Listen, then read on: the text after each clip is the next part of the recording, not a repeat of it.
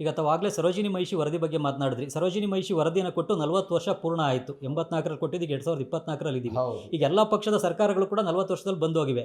ಯಾಕೆ ಯಾವುದೇ ಪಕ್ಷದ ಸರ್ಕಾರ ಕೂಡ ಈ ವರದಿಯನ್ನು ಪೂರ್ಣ ಪ್ರಮಾಣದಲ್ಲಿ ಜಾರಿಗೊಳಿಸೋ ಬಗ್ಗೆ ಗಮನ ಕೊಡಲಿಲ್ಲ ಅಂತ? ಅದನ್ನೇ ನಾನು ಹೇಳಿದ್ದು. ಒಂದು ವೋಟ್ ಬ್ಯಾಂಕ್ ರಾಜಕಾರಣ, ಭಾಷಾ ಅಲ್ಪಸಂಖ್ಯಾತರನ್ನ ಓಲೈಸುವಂಥ ರಾಜಕಾರಣ. ಇನ್ನೊಂದು ರಾಜಕಾರಣದಲ್ಲಿರುವಂಥ ಭಾಷಾ ಅಲ್ಪಸಂಖ್ಯಾತ ರಾಜಕಾರಣಿಗಳ ಒತ್ತಡ. ಇನ್ನೊಂದು ರಾಜ್ಯ ಸರ್ಕಾರದ ಒಳಗಡೆ ಇರುವಂಥ IAS IPS ಅಂತ ಅಧಿಕಾರಿಗಳು ಸರ್ಕಾರಗಳನ್ನು ದಾರಿ ತಪ್ಪಿಸುವಂಥದ್ದು ಕುತಂತ್ರ. ಉತ್ತರ ಭಾರತದ IAS ಅಧಿಕಾರಿಗಳ ಲಾಬಿ. ಇನ್ನೊಂದು, ಇಲ್ಲಿ ಉದ್ಯಮ ಮಾಡುವವರು ಆಗಾಗ ಸರ್ಕಾರಗಳ ಮೇಲೆ ಬೆದರಿಕೆ ಹಾಕ್ತಾರಲ್ಲ, ಬೆದರಿಕೆ. ಇದಕ್ಕೆಲ್ಲ ಒತ್ತಡಕ್ಕೆ ಮಣಿದು ಇವತ್ತರೆಗೂ ಯಾವುದೇ ಸರ್ಕಾರಗಳು ಅದನ್ನು ಕೈಗೆತ್ಕೊಳ್ಳಿಲ್ಲ. ನೆನ್ನೆ ಸಿದ್ದರಾಮಯ್ಯನವರು ಅದೇ ಹೇಳ್ತಾ ಇದ್ರು. ನೋಡ್ತೀನಿ ಗೌಡ್ರೆ, ನಾಳೆ ಏನಾದರೂ ನಾನು ನಮ್ಮ ಅಡ್ವಿಕೇಟ್ ಜನರಲ್ ಅವ್ರನ್ನ ಕರೆಸ್ತೀನಿ, ಮಾತಾಡ್ತೀನಿ, ಕೆಲವರು ಕಾನೂನು ತಜ್ಞರ ಜೊತೆಯಲ್ಲಿ ಮಾತಾಡ್ತೀನಿ, ಅದ್ರ ಸಾಧ್ಯ ಇದೆ, ಮಾಡಬಹುದು, ಅಗತ್ಯ ಇದೆ ಅನ್ನೋದಾದರೆ ನಾನು ಮಾಡ್ತೀನಿ. ನಾನು ನಾಡು ನುಡಿ ವಿಚಾರದಲ್ಲಿ ಕರ್ನಾಟಕದ ಪರವಾಗಿ ಇರ್ತೀನೋ ಹೊರತು ನಾನು ಕನ್ನಡಿಗರ ವಿರುದ್ಧವಾಗಿ ಯಾವತ್ತೂ ನಿಲ್ಲಲ್ಲ ಅನ್ನೋ ಮಾತನ್ನು ಮುಖ್ಯಮಂತ್ರಿಗಳು ಹೇಳಿದ್ರು. ಈಗ ಸಿದ್ದರಾಮಯ್ಯ ಸರ್ಕಾರ ಕನ್ನಡಿಗರಿಂದಲೇ ಅಸ್ತಿತ್ವಕ್ಕೆ ಬಂದಿದೆ. ಹಾಗಾಗಿ ಕನ್ನಡಿಗರ ಹಿತಾಸಕ್ತಿಯನ್ನು ಈ ಉದ್ಯೋಗದ ವಿಷಯದಲ್ಲಿ ರಕ್ಷಣೆ ಮಾಡುತ್ತೆ, ಕಾಪಾಡುತ್ತೆ ಅನ್ನೋ ಒಂದು ಭರವಸೆ ಇದೆಯಾ ತಮ್ಮ? ಹೌದು. ಯಾಕೆಂದರೆ ನನಗೆ ಒಂದು ವಿಚಾರದಲ್ಲಿ ಸಿದ್ದರಾಮಯ್ಯನವರು ಅವಾಗವಾಗ ಒಂದಷ್ಟು ಮಾತಾಡ್ತಾರೆ, ಕನ್ನಡದ ವಿಚಾರ ಕನಿಷ್ಠ ಮಾತಾಡ್ತಾರೆ. ನಾನು ಇಲ್ಲಿವರೆಗೂ ನೋಡಿದಂಥ ಬಹುತೇಕ ಮುಖ್ಯಮಂತ್ರಿಗಳು ನೋಡಿದೆ, ಅವರು ಮಾತಾಡೋಕ್ಕೆ ಯಾಕೋ ಹಿಂದೆ ಜರಿತಿದ್ದಂಥ ಕಾಲ ನೋಡಿದ್ದೀನಿ.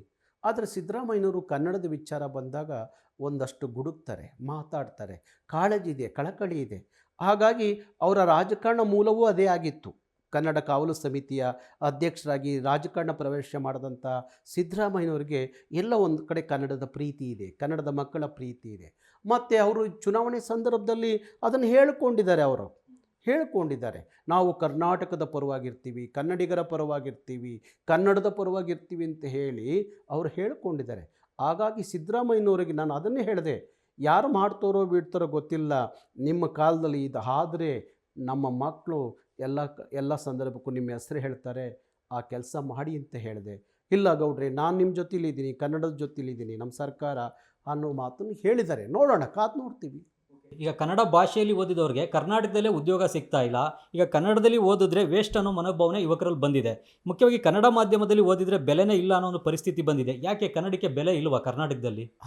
ಅದನ್ನೇ ಯಾಕೆಂದರೆ ಕನ್ನಡ ಅನ್ನೋದು ಅನ್ನದ ಭಾಷೆ ಆಗಬೇಕು, ಬದುಕಿನ ಭಾಷೆ ಆಗಬೇಕು.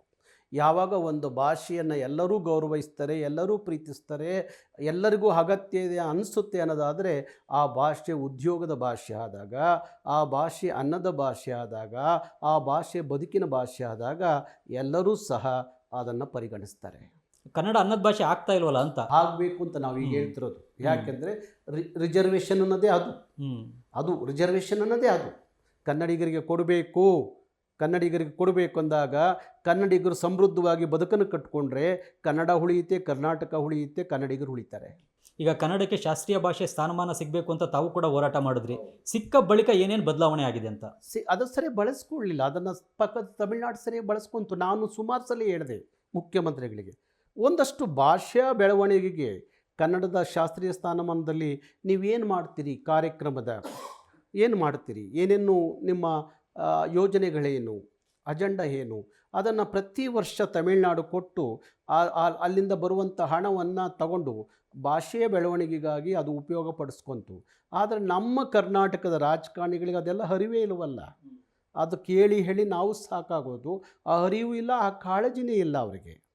ಹಾಗಾಗಿ ಇವತ್ತು ಕನ್ನಡಕ್ಕೆ ಶಾಸ್ತ್ರೀಯ ಸ್ಥಾನಮಾನಕ್ಕೋಸ್ಕರ ಅವತ್ತು ನಾವು ದೇಜೋಗೋ ಅವರೆಲ್ಲ ಉಪವಾಸ ಕೂತ್ಕೊಂಡು, ನಾನು ಡೆಲ್ಲಿಗೆ ಬಂದೆ, ಸಾವಿರಾರು ಜನ ಕರ್ಕೊಂಬಂದು ದೆಹಲಿಯಲ್ಲಿ ಕೂತ್ಕೊಂಡು ಅವತ್ತು ಒಂದು ದಿನ ಧರಣಿ ಮಾಡಿ ಅವತ್ತು ಸಂಬಂಧಪಟ್ಟಂಥ ಸಚಿವರನ್ನ ಭೇಟಿ ಮಾಡಿ ಬಂದಾಯಿತು. ಅದು ಕನ್ನಡಕ್ಕೆ ಬಂತು, ಶಾಸ್ತ್ರೀಯ ಸ್ಥಾನಮಾನ ಕೊಟ್ಟರು. ಆದರೆ ಅದರಿಂದ ಪ್ರಯೋಜನ ಮಾಡಿಕೊಳ್ಳಬೇಕಾದಂಥ ನಮ್ಮ ಸರ್ಕಾರ, ನಮ್ಮ ವ್ಯವಸ್ಥೆ ಅದನ್ನು ಸರಿಯಾಗಿ ಉಪಯೋಗಿಸ್ಕೊಳ್ಳಿಲ್ಲ.